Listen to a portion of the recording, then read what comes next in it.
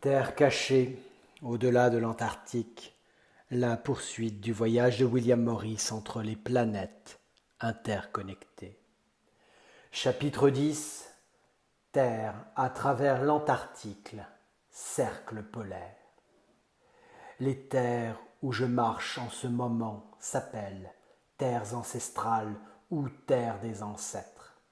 Elles peuvent aussi être appelées républiques ancestrales ou différents noms qui résonnaient parfois dans mes terres d'origine en nous infiltrant d'informations.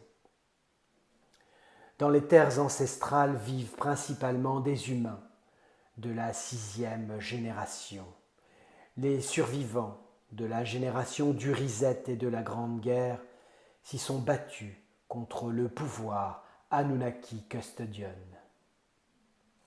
menant une vie prospère en continuant avec les autres générations à venir. Dans cette terre vivent également un petit pourcentage d'humains géants, également des survivants de la Grande Tartarie et des géants du Sud. Puis, une infime partie est intégrée par nous, ceux qui sont arrivés pendant la nouvelle humanité. Certains plaisantins ici nous appellent les dormeurs pour les différencier des précédents, puisque dans la nouvelle humanité, pour le moment, la grande majorité ne connaît pas leur essence et leur environnement. Mais comme je dis, c'est juste une blague, car comme dans toutes les réinitialisations, l'humanité est née manipulée pour ne pas atteindre cette information ou la faire couvrir aussi longtemps que possible. Peut-être que s'il y avait des survivants et des réinitialisations passées ici, ils appelleraient la prochaine génération de la même manière. Dans cette nouvelle humanité pleine de confusion et de désespoir, il semble simple de réécrire l'histoire et de conduire beaucoup sur la voie de l'autodestruction spirituelle. Une fois que la majorité l'a fait, il ne sera plus temps que les autres limitent.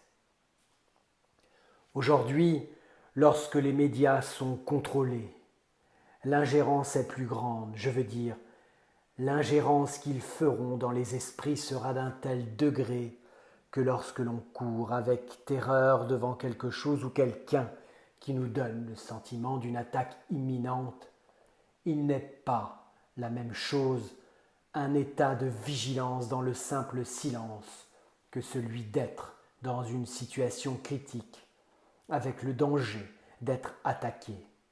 Vous obtiendrez deux chemins totalement différents et opposés.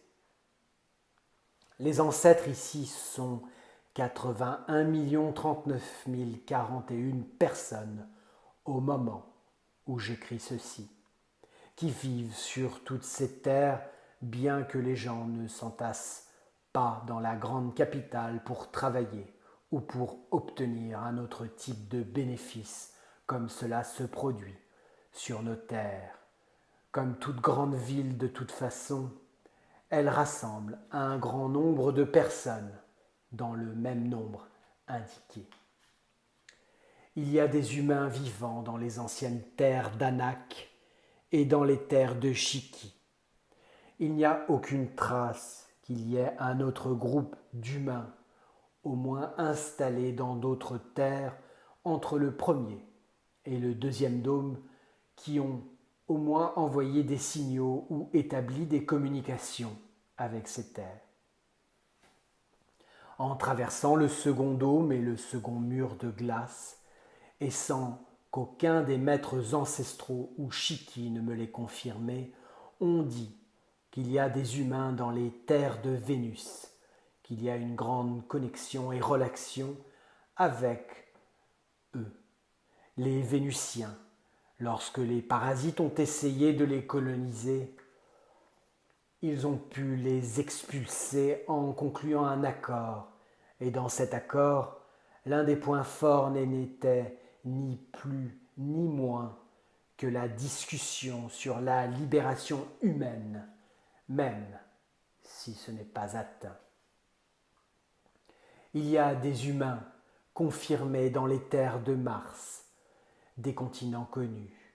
Beaucoup d'entre eux ont été envoyés là-bas en tant que récompense pour avoir trahi leurs propres frères. Alors, cette colonie s'y installe avec d'autres races. Certaines des générations suivantes ont quitté ces terres à la recherche d'un autre type de vie, commentant que la vie qui se déroule sur Mars est totalement conflictuelle et nuisible dans toutes ses dimensions. Un navire de là est arrivé sur nos côtes ainsi que sur nos côtes ancestrales et s'y sont infiltrés par le détroit de Byrd.